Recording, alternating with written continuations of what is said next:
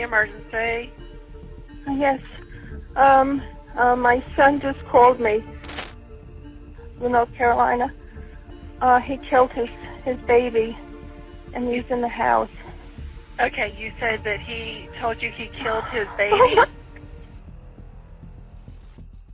When the phone rang that morning, Grace Platt answered without hesitation. Her son called often, usually to talk about ordinary things. But this time, his voice was different. Flat, distant, cold.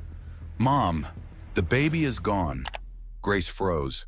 For a moment, she thought the call had disconnected. Then Stephen added quietly, "I'm driving to New York." Her legs weakened, and she nearly collapsed. She tried to keep him talking, anything to understand what was happening, but Stephen's tone never changed. It sounded like he had already made up his mind. With shaking hands, Grace hung up and dialed 911. "My son just called me. He said he killed his baby, and he's on his way to New York." Police rushed to the address she gave. The front door was locked, but the key waited neatly under the mat, exactly where Stephen said he left it. Inside, the house was silent, too silent. That was where officers found the first piece of a tragedy that would spread across 3 states and end 3 lives. A secret hidden for nearly 20 years had burst open. When the dispatcher picked up, Grace could barely speak. "For the emergency, yes, my son just called me. He said oh God, he killed his baby in North Carolina." "Ma'am, listen, tell me what happened." "He left last night. He said he was taking the baby to his wife in New York. She broke up with him yesterday. He called again this morning and told me to contact the police.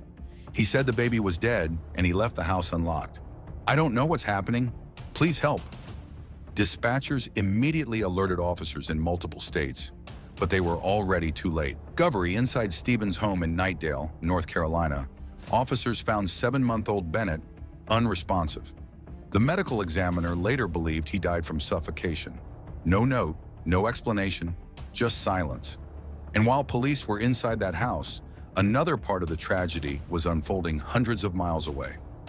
The final chase that same morning in New Milford, Connecticut, Katie and her adoptive father, Tony Fusco, were driving to visit her grandmother. A normal trip, something they did twice a week.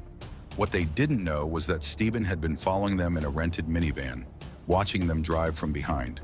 He had driven through the entire night fueled by anger, heartbreak, and obsession.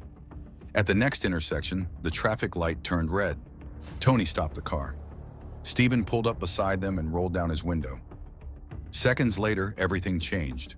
Witnesses heard rapid explosions, gunshots, followed by screams. Glass shattered, cars slammed on brakes, and people ran for cover. Someone dialed 911. "Someone just shot 2 people at the intersection on Route 7. Please send help." The end.